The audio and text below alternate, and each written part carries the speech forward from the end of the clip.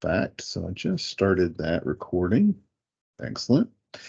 And I'll be sharing that recording with you all along with a slide deck that I will barely use during the course of the presentation with you, and I'll be getting those things uploaded and shared hopefully this afternoon, and get that out. And also feel free to share that recording internally with anyone at your institution. You're welcome to do that. So I'm going to go ahead and get started. I'm going to go ahead and go to my share screen. And as I said earlier, anyone that has questions or comments, please just go ahead and add those questions and comments to the screen as we go through the content and material today. Again, I have some slides and I'll be sharing these with you all. My primary reason for having slides is to make sure I don't forget to cover something and to give you all something to look back at as a bit of a handout, and I'll be sure that gets to you soon. So our new facets and new features, that's my fun, hopefully, and clever title for you today. We've made some navigation improvements, and we've made some improvements to our tour. We've relocated our tour a bit, and we continue to work on and think about how we can better introduce the site to new users as they come. We've had some ideas already after introducing some improvements to the tour. It's a constantly developing thing. It's another thing I love is that we're developing Galileo iteratively now. We're making those constant improvements, and the tour is no exception. I'm very excited to share with you the standalone bento pages, the bento navigation, and the ability to use facets and filters in the bento pages is a game changer for me. We've also created shareable permalinks for bento results or searches, and I'll clarify exactly what that means with examples in a few minutes. But essentially, you can now share your bento results with someone at your same institution very easily. So if you are doing virtual reference and you want to share those bento results with someone, it's very easy to do that now.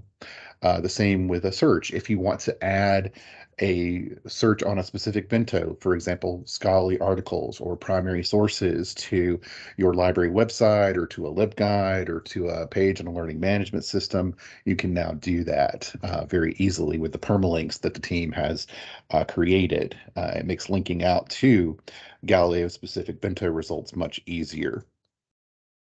And we've been working on, and we've added some of this, but I wanted to make sure that everyone was aware of it. The Digital Library of Georgia and the Civil Rights Digital Library bento boxes were added with the new release. We added some time ago a box for the Points of View Reference Center and for LearningExpress and Prep Step. But I just want to make sure that everyone is aware of those, where you might see them, what content is there, and the overall availability of those bento resources, how to add them or subtract them or make them work, as it were, as we go through today. So I'll start with talking a little bit about navigation improvements, and this may be the last time that you see me here in the presentation. But we've made it easier to access the tour functionality, and we've made also some context-specific additions to the tour with how-to information on each of the pages now, and specifically on the bento page, so that when a user, especially a first-time user, comes to Galileo, they'll find it much easier to access that information. So I'm going to go ahead and pop over to Galileo in my tab here. And I'm going to go into the university system demo site. And this site looks like an academic library. It doesn't have the K-12 views. You can go ahead and log in here. Yep. That's right. The password changed yesterday, didn't it? Bear with me. I'm going to stop sharing long enough to find the password. Sorry about that. I knew it changed yesterday, and I wrote down my other password this morning, but that's the thing. That's why we use single sign-on, because it's so much easier to remember your passwords when it's yours all the time. Bear with me. Sorry about that. That was basic prep 101. Okay, now the password is really easy one to remember. Sorry. Going back to sharing. Go.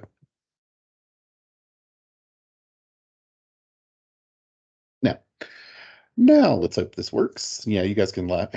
You guys can laugh at me. That's yes, yes. Um, yeah, so that was a great relatable example, wasn't it, Sarah? So we are now here in Galileo. So credit to the development team and to Jason Steele, who designed this graphic initially for the tour, and we have integrated a nice, a cute little fun graphic into the tour as well. The tour lives at the top of the page, and this is something that we're going to reconsider, I think, overall with Galileo development, is things that live at the top of the page, and maybe we can make them more discoverable on other parts of the page going forward, like the all databases, all journals, and in the spotlight as well. But in any case, we've also relocated this tour page and made it a little bit easier to engage this tour by just clicking here underneath the search box. Now we have some ideas about also making that maybe appear sometimes via cookies if you haven't logged in before. We have all kinds of fun ideas that we're uh, cooking up behind the scenes as we continue to evolve the tour. But as you can see, this goes to a quick tour around what everything is on the site, including the different search types that we have here on the main page, the ability to limit the full text, etc. I'm going to go ahead and exit here just to show you that we've worked to make this more context specific, particularly around the bento search. You can see I've been playing with searches all week. Volcanoes in Iceland is my search term here for the bento search. I'm going to go ahead and click search. And I will now be able to engage the tour here from the top of the page. We're working on adding some indicators that let people know, hey, the tour is available on every page as well. That's something, we want to make it clear in some way, and we need to do this yet, that the tour is different on each page. So if I click on the tour here on the bento results, it tells me that the bento search results are based on material type, and it takes me and it describes for me what the different bentos will do, and that you can click on these buttons, or you can click on the box itself to go ahead and engage the full bento screen. And it just gives, again, a tour around, and we have the new Civil Rights Digital Library bento, which the team has done great work on, and thanks to the Digital Library of Georgia team for letting us connect more directly to that content via an API. But in any case, you can see that the tour is now both in the results here, and I'm going to go ahead and exit out. But now I'm going to actually click on an individual. I'm going to go ahead and click on the Digital Library of Georgia tour. I don't know what 52 materials will have that pick up the keyword. Yeah, there's a photograph of Iceland and map of Denmark. Yeah, interesting. All kinds of, you never know what you're going to find. But this is the standalone bento results page, which again, I'm thrilled with. I think this just makes a lot more sense. It's a lot easier to see than the modal window that came up before. And now I can go ahead and engage the tour here also in the bento results page, including a blurb about the filters and how those work, which I'm going to go into more for you in a bit. But also the navigation improvements that we've made here with the permalinks, and then also the all bento results button and others that will be helpful to you and to your researchers going forward. And then I can turn off the tour. So again, nice improvements there with the tour. I'm hinting at some things that we'll share a little bit later on just by engaging the tour, but we just wanted to make it easier for users to get some context-specific help on Galileo. So I lied. I'm going back to my presentation. And again, that context-specific idea is important, and we see here what we can do. So here we have the standalone bento pages. And again, from the bento results page, you can click on the pill button or the bento box in the search results to open that standalone bento. And we go ahead and I've shared that basically already. But I just love it now that I can go back to all my bento results. I'm opening a new, the window basically opens over my results, but I can go right back to my results very easily. And again, any of the boxes are clickable at the top, and any of the pill buttons are, of course, clickable. So if I wanted to see what primary sources, now there will be some overlap between the primary sources button and the Digital Library of Georgia button. but there will be also some other content in there as well. So that, again, is a lot easier to access and look at. Other items, again, I'm just going to go in line. I may follow my presentation, I may not as we go through. But again, the all bento results goes back to your results page. The permalink button, I'll talk about that separately in a few minutes. We have the full text limiter that is applied at any point in time. And this is another point of discussion that's been interesting. We are interested to know, and if you have feedback on this, we have talked about the possibility of for libraries that don't necessarily, particularly our school libraries that don't necessarily have an interlibrary loan service and only want to engage with full text, perhaps having full text marked by default in a search. So that's something that we're thinking about and talking about, and we'll solicit some feedback on because that comes up also as common feedback on our yearly survey. What we've done also here, we have added a more direct link to the classic search. If I'm here in the primary source box and I want to quickly link out to, I'm using the facets and filters here, which I'll go into more in a few minutes, but I'm more comfortable in the classic search. It's going to carry my search over, and it will carry over. I'll go ahead and apply peer reviewed here. And you can see peer reviewed, that limiter is applied. It didn't find anything in primary resources. But just to make a point here, it'll take my classic search, take my search terms, including any limits that I've applied. Not a great example here, but it'll take it with me into the classic search. And in our Galileo demo account, you'll see the new iteration of the EBSCO discovery service. This is going to be coming this summer for our libraries, but we have it in a couple of places now just because we've been able to install it. It's not mature enough to completely deploy across the consortium just yet, but once it is this summer, we will be deploying this for everyone. But just kind of a fun preview of that also for you. And you can see in that new system, the filters apply at the top and on the side. So again, some improvements there in the overall look and feel of how our vendor partner EBSCO's discovery service is going to look in the not too distant future. So that is, again, just looking at the all Vento results. The other thing that we've added here as I think really good value added functionality. I'm going to go back and do another bento just because this one didn't get a lot of results. Let me go to the magazine's bento here. So I have quite a number of magazine articles, almost 10,000. So I want to apply some limits there. I can limit to publication date, as you can see. I'll go ahead and apply. I just want the articles from the past 5 years to appear. Trying to click on it. So yeah, so that is now applied, and you see whatever limiters are applied, it lists them here at the top. And so now I have results from just the past 5 years. One of the things that we added as part of this is we also added a sort by relevance, or newest to oldest, or oldest to newest. So if I want the newest articles to appear at the top of my results list, I think this is going to be a good game changer for those of you who have had some criticisms of bento, some justifiable criticisms of bento. Being able to sort effectively is going to be really helpful to our researchers. So that sort option is there, along with the take out your search to the classic search. Another thing we added, just because we have a lot of feedback, well, my first abstract takes up a ton of room on my page. So we have set it so that you can expand the abstract to contain more words. And now it doesn't show up immediately here. Let me see if I can find an example. Got a lot of, okay, so number 12 and number 13 will probably be made a little bit briefer by doing this. So yes, they're shortened to 3 lines there.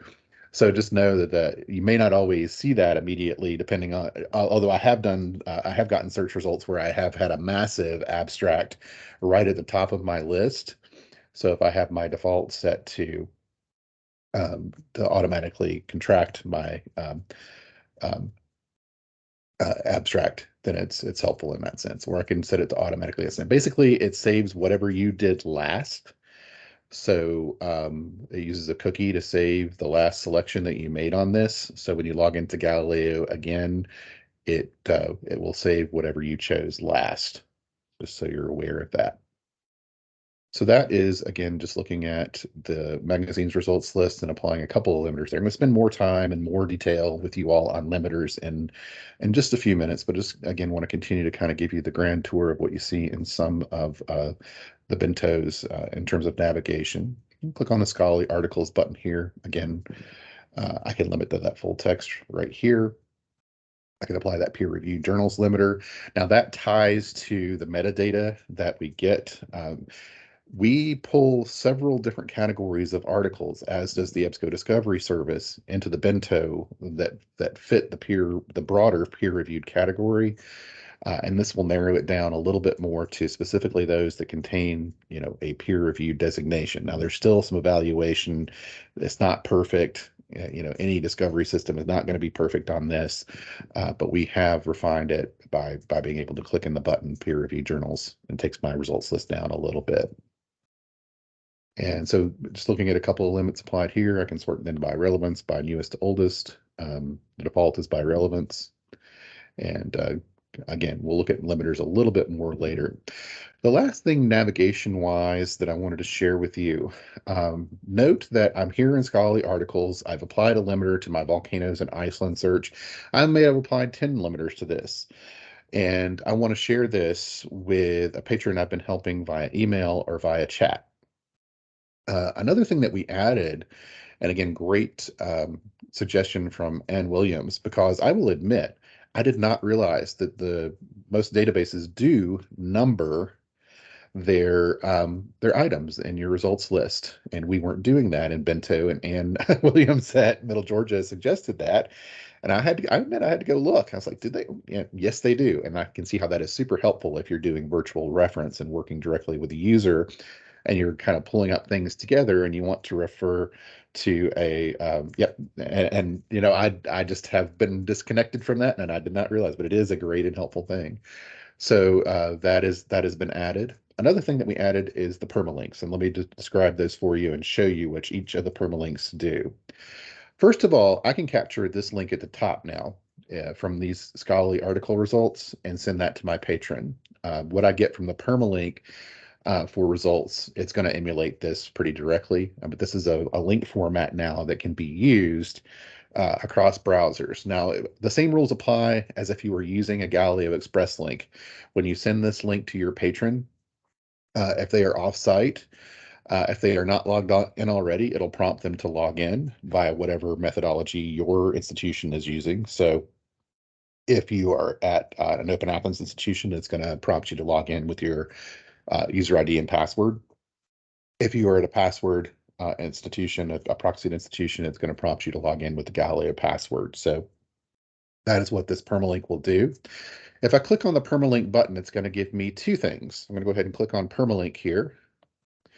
It's going to give me the same link that I see at the top that includes my list, including all of my filters and other information where I can copy it. I'll go ahead and copy it and just show you. If I open another browser window and paste it, it's going to take me to those results with filters applied. So again, super helpful if you're helping a user on the other end. And close that window. The bottom link here. Yeah, thanks. Great, glad to hear the positives.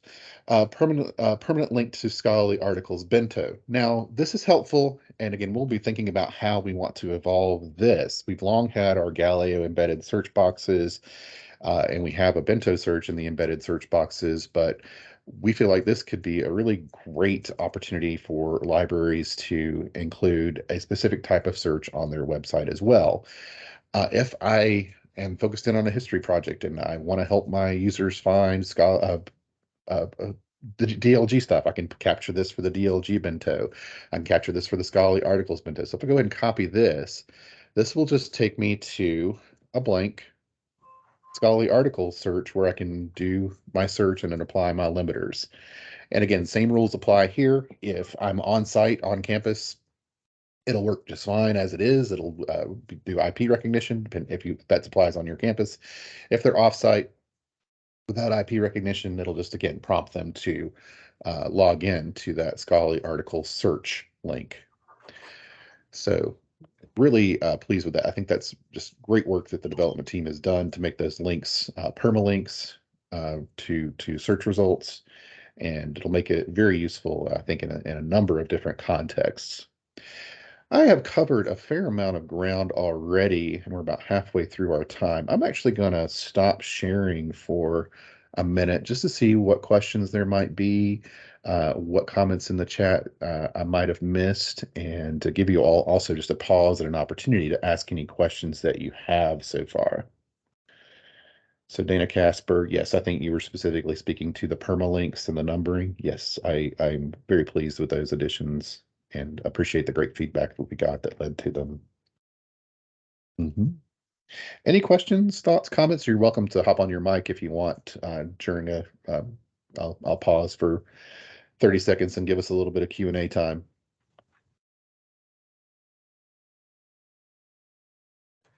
I wonder, is Brenda still printing? No, she I think she may be in her office. But she said she. This is Josh, one of the developers. I just want to make a brief comment on the permalinks. Right now, that first permalink to your exact search will include the page number you're on, but I think we've thought better of that and are going to remove that. So your permalink will always take you to the first page of your search results, I think. We expect a lot of people might accidentally permalink page 2 and then skip over page 1 when they come back in the future. So just don't get used to that particular behavior. I didn't even know that myself. Thank you for sharing that. And I can see, yeah, I can see that coming up as a point of discussion later on too. If the perfect thing, I mean, obviously with the relevance ranking, the perfect thing is hopefully on page 1. And the user will find it anyway, right? So anyway, but yeah, that's interesting. Yeah. Thanks for and sharing. And if you really do want to bookmark page 2, you can copy it out of your address bar instead of the permalink modal. Good point.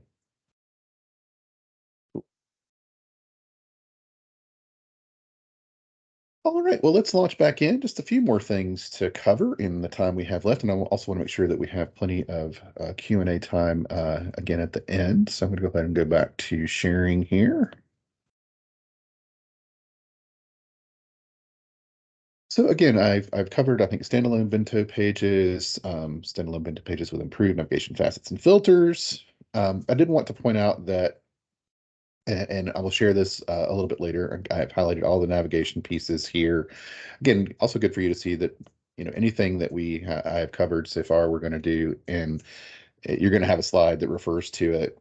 But just backing up just a little bit, I made a note here that bento filters and facets parallel the available filters and facets of the source.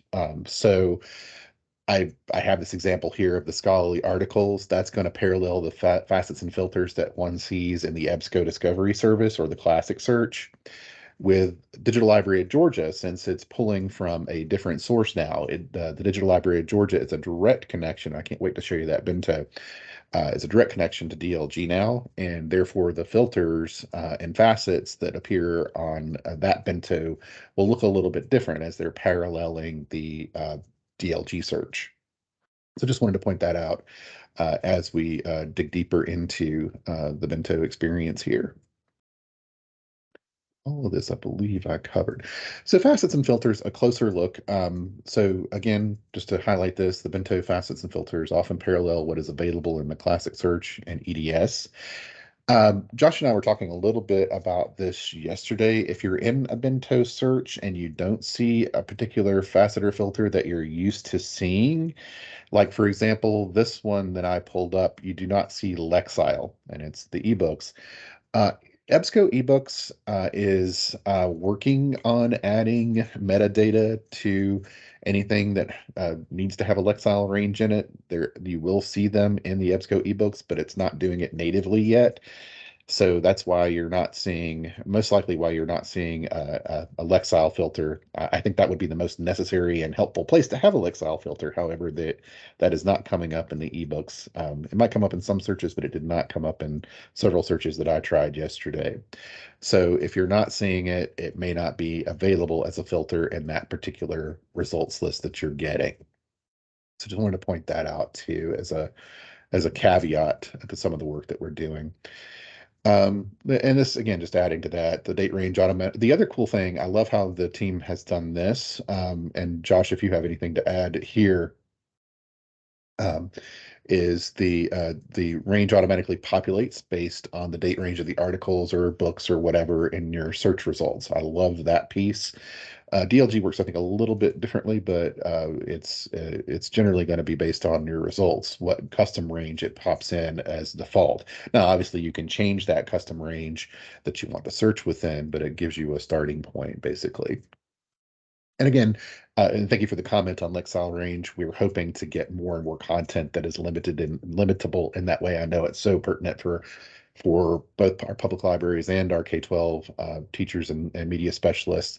It is present in a lot of places. There are a lot of articles and other content that have that metadata and can be limited out that way now. I look forward to the day when there's more and more, but it is helpful, and I think it is useful for our users. And that does appear in the classic search now as well.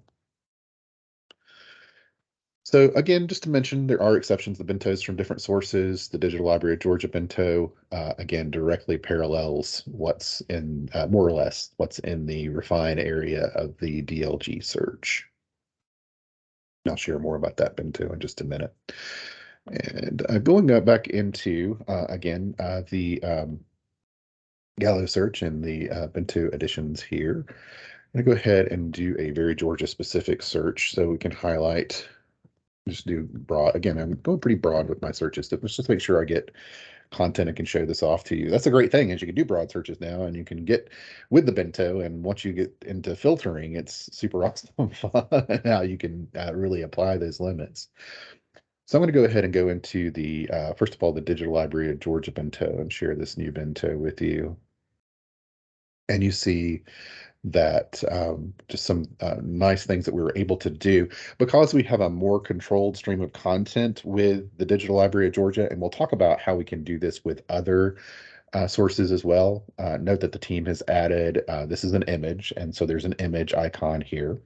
Again, thinking about how we can do this with other content, but we're experimenting here with Digital Library of Georgia, so you know kind of what you're looking at.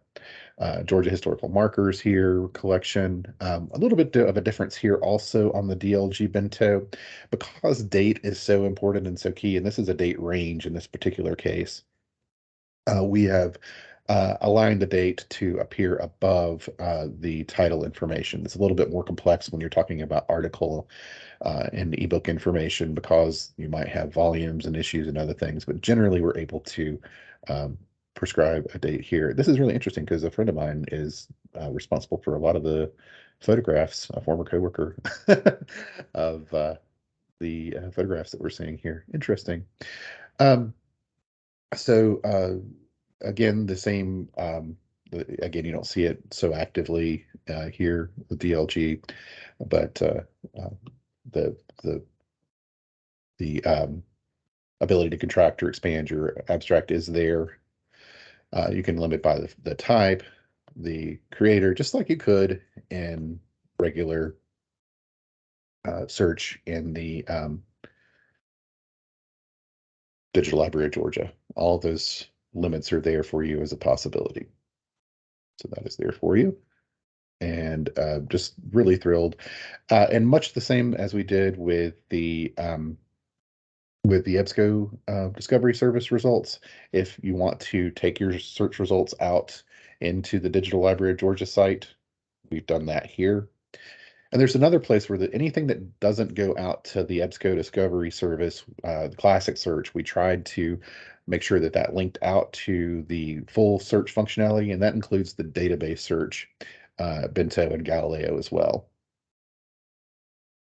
So that is the Digital Library of Georgia bento. and I believe, and Josh, this is where you'll have to help me because this was a decision that came up quickly. I think we added the Digital Library of Georgia default for K-12. We added it to middle and high school, and then I think we added it for everyone. I don't believe we added it to middle school. We didn't add it to middle school. We did it But for high as school. visible by default. So Right. It's educator or full view and high school views. Gotcha. Thank you so much. I just didn't remember where we landed on that. And Civil Rights Digital Library, I think we did that one just as if you want the Civil Rights Digital Library bento and you don't see it, just reach out to us and we can work with you to add it. Or you can, if you're a local admin on your site, you can add the Civil Rights Digital Library bento to any view you like. It's there and available to add as a non-default bento, I believe, in most cases. Josh, I think that's right. Yes, that's correct. Yeah. And the same goes for DLG in elementary and middle school. Right. You can easily add it as an institutional admin if you want to. Yep.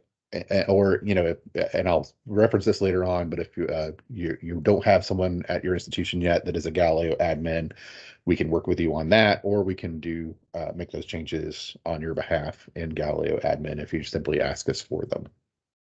So go ahead and just also show that was the Digital Library of Georgia, but also the Civil Rights Digital Library bento here as we talk through the new things that we added.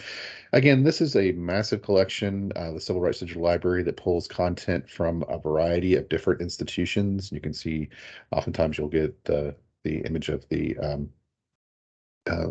item. I love it. I was just curious one day, and I love the WSB collection. The WSB video collection. There's a video that a critic, Scott King, was hosting a Black Charity concert at Morehouse, and Stevie Wonder appears in this video. The WSB video collection is just a fascinating collection, but there's just wonderful things available in the Civil Rights Digital Library. If you haven't used the actual site, we'll pop over there in just a second just to show it to you. The year breakdown as far as the defaults is a little bit different. We were working with the DLG team on this. Because the limited coverage range of the Civil Rights Digital Library is the 50s and 60s, we wanted to provide sort of defaults that would lead you to that. But of course, you can search also a custom range as well with that. But if you haven't seen the new CRDL site, they've done a beautiful redesign on this site as well. You see it pulls my search over for me. And I see all the same filters there that I would have seen in the Galileo bento. So just to be thorough here with showing you where you might see differences in the way the bento filters look, I'm going to go ahead and do I'm just going to search for EBSCO here. And the databases filter, I'm going to go ahead and click on that box. Again, this is going to have the same filters. You can filter by subject, by keyword, by type here in the standalone bento. But my more options button will take me to where I can use more options to search for databases, a la the all databases list, the A to Z list, and search available via the Galileo website. So that is available there. I stress, this is something I like to make a comment. I saw a lot of comments also in the annual survey about the databases list and missing some of the features and functionality that were in the old database list. We kind of diminished the subject structure a little bit. We have made some good improvements to that subject structure. It still isn't as detailed or granular as it used to be, mainly because that was really difficult to maintain. But the other thing that we've done with our databases is you can, again, for those of you who are Galileo administrators, you can add your own keywords to databases. And I've done some fun things for me oftentimes people want to know where to get started. So for that, I've added the keyword 101. I know that sounds silly, but just think of people in those first year courses or high school students that want to find places where they might have get a good start on their research. and you can tag things locally too. I just happen to have tagged a fair amount of things. If you go into the databases box, with that 101 tag is just kind of places to get started with initial research on a topic. So it has things like the Arts and Humanities database, primary search here, ProQuest 1 literature, again, just for helping students get started with that research. So I like to point that out, that we've tried to make it a powerful tool. The more you manipulate it locally, the more powerful it can be. But I'm also trying to do some things by default across the Galileo spectrum to make it a little bit easier to find certain categories of content. K-12 teachers, for example, again, this is all stuff that we've added a long time ago, but if I search Lexile here, I'll get a list of databases. Any of the databases on this list will let you limit by Lexile. And obviously you can do that by default in the bento search limiters now too. But just wanted to kind of point that out as something that that we do as we think of things to add. I've done one on, if you search ESL, you'll get material that contains content in languages other than English as another one that I've done. But again, just stressing that you can, and that those searches will show up in the all databases search too, not just the bento database search. So just wanted to mention that in passing, but also just noting that the bento boxes are a little bit different. So the permalinks I've mentioned, ubentos, Digital Library of Georgia, Civil Rights Digital Library, and I also want to share Points of View Reference Center and PrepStep. See that there might be a comment here in the chat, so I'm popping that. Okay, good, very good in the Lexile. No, okay. So going back to the bento search, just to show those last two new bentos. If I search SAT guide, go ahead and click search. I have PrepStep in this case. Some of you will have PrepStep and LearningExpress, but all of that will aggregate into a singular PrepStep box or bento or bullet, or pardon me, pill button. If I click on PrepStep, it will give me links out to that content from LearningExpress PrepStep. They're the same platform, so it pulls the data basically from the same place. So just noting that we added that. And then again, just to note, our public libraries all have LearningExpress. Our schools have PrepStep and LearningExpress, and many of our technical colleges have PrepStep and or LearningExpress. So it's a and then I think all of our academic libraries have LearningExpress now as well. So most people have some access to LearningExpress one way or the other. And we've added that bento as a default for our schools and for our technical colleges. Yeah, did I add oh yeah, the other bento that we've added, let me think, climate change. I searched climate change controversies, but I'll get plenty of good content with my search here. Is we've added the Points of View Reference Center bento. And if I click on that, it pulls content directly from that Points of View Reference Center database that we added last year. For those of you in K-12, this is a similar database to the one that you've been missing for so long, which was SIR's Issues Researcher. It's probably not as good as that, but it's pretty darn good in providing those articles that have specific points of views or overviews and pro and con statements that students are really wanting for writing that type of argumentative essay.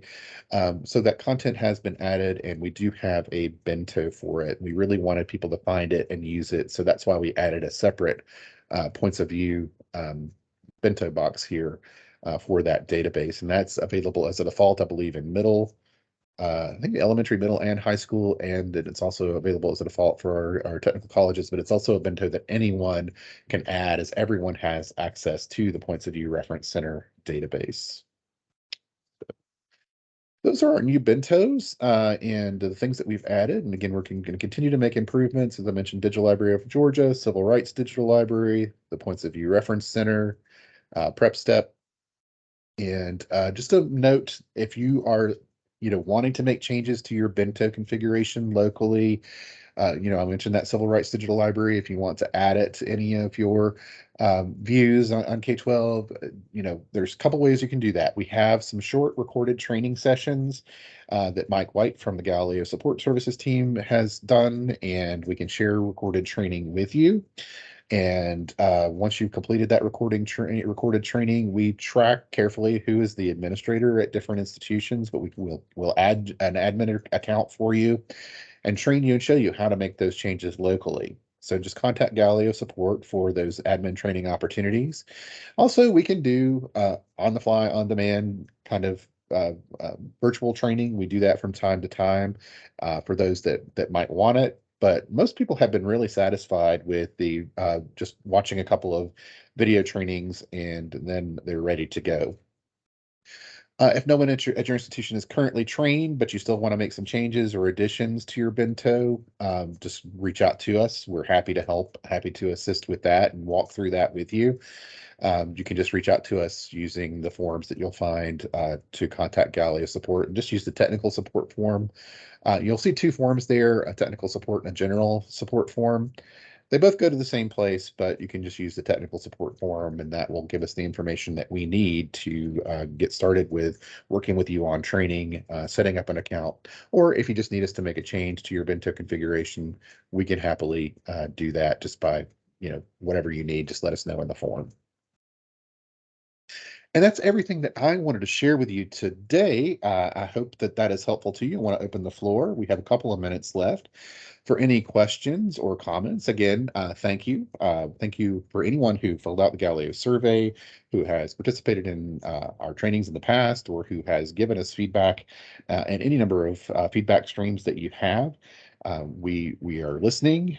We are continuing to make Galileo improvements. We will not stop.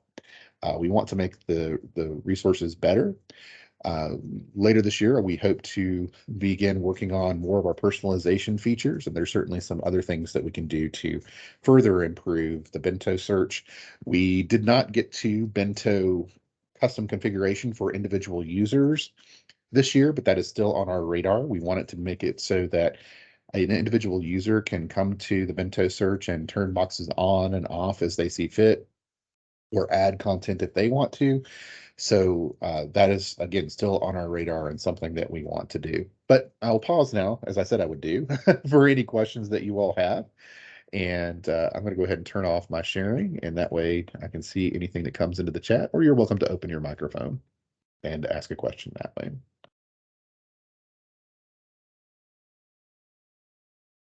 Questions, comments? And Josh, again, if you have anything to add or anything that I've missed that you'd like to point to, or anybody on the development team or the Galileo teams, please feel free.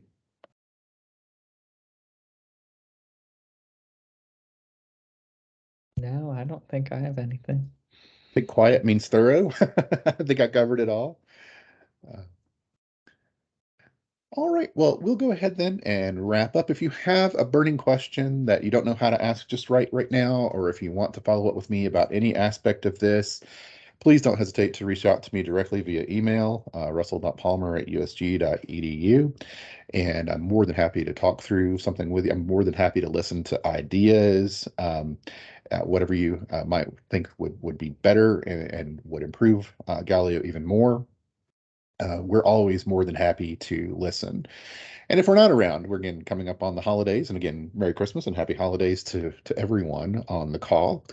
In that case, don't hesitate to send a support ticket. We're always, the Galileo team, we're a little bit different. We don't take the full break that a lot of the universities and colleges do. I think a lot of our public library colleagues don't get that full break either. So we're around. We may take some extra vacation days, but we're responding to support requests. With the exception of Christmas Day and New Year's Day, we're generally around and doing some work or responding to things. So do note that you can submit that support request anytime, and then we'll get back to you with information. But again, thank you all. And again, please feel free to, as Jenny mentioned, share that training session out to your colleagues. And we look forward to seeing you all in the new year and continuing to work on and improve Galileo. Have a great rest of your day. And again, happy holidays. Take care.